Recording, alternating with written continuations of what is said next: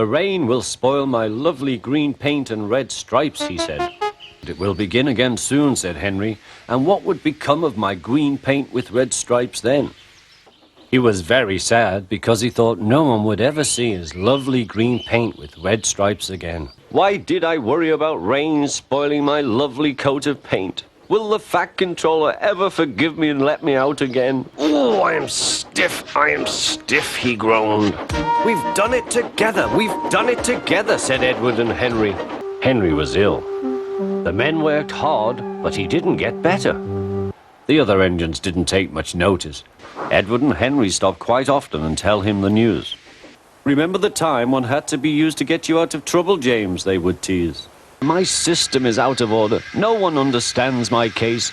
You don't know what I suffer," moaned Henry. We get no rest, they all complained. Henry jumped and ran back to the shed. He liked watching trains and being cheeky to the other engines. "I suffer dreadfully, and no one cares." "Oh dear," thought Henry, "I shall have to go away. Oh dear, oh dear." "Beep, beep," whistled Henry. "I feel fine." Come on, don't be silly, puffed Henry to the vans. "Hurry, hurry," panted Henry. "Yes, sir," said Henry doubtfully. "It isn't wrong," chuckled Henry, "but we just don't do it." "It isn't wrong," murmured Henry to no one in particular, "but we just don't do it."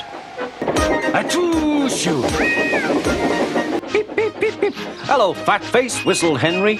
"But," said James and Henry together, "the rest of us have never thanked her properly." Fancy allowing cows to break his train. They wouldn't dare do that to us. Henry backed away nervously. "I don't want to hurt her. He seems a simple sort of engine."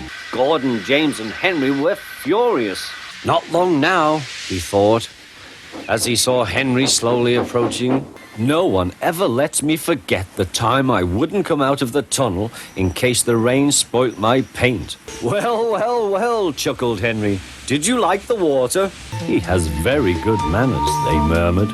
"We engines have our differences, but we never talk about them to the trucks." "I'm old Square Wheels," fumed Henry.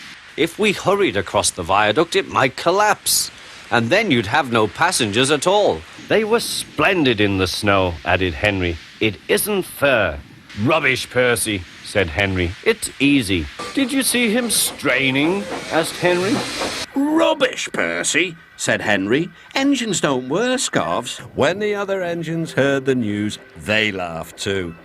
"I hope the wind won't harm the forest. What will happen to all the animals who live here?" "You can't pull the train. Henry will have to do it. James is stuck in the shed for being silly." "Sorry," he puffed. "The mail boat from the mainland was delayed." "Your boiler must be full of sludge. Have a good washout, then you'll feel a different engine." "I always work hard enough for two," he puffed. "I deserve another tender." "Amazing," remarked Henry. "We're really useful engines after all." "Exactly," said Henry. "Rubbish," puffed Henry. "I can't be kept waiting. If you are late tonight, I'll go off and leave your passengers behind." "Despicable," spluttered Henry. "Where's Percy?" mumbled Henry. "He's supposed to fetch our coaches." "Beep, beep. I don't want to go in. An elephant pushed me. An elephant pushed me. Look out, big city, here we come." And the cavalcade puffed away. "He will ask me to pull the train, and I'll have a new coat of paint." "Beep, beep, beep, beep. I need help, please." Meanwhile, Henry had noticed something too. "My train's getting heavier." "Help!" called the engines from inside the shed. "We engines run this island," said Henry. "The Fat Controller is inspecting the island for trees that are too close to the line." "Ghosts!" exclaimed Henry. "Edward was right." "Be quiet," snapped Henry. "I'm not scared." But he was. "Stop!" yelled Henry. "Why, you're late, and that smell is making me ill." "I can't see," cried Henry. "Ha!" hissed Henry. "He thinks he's more important than me. Well, he's not. Harold can't fly through tunnels."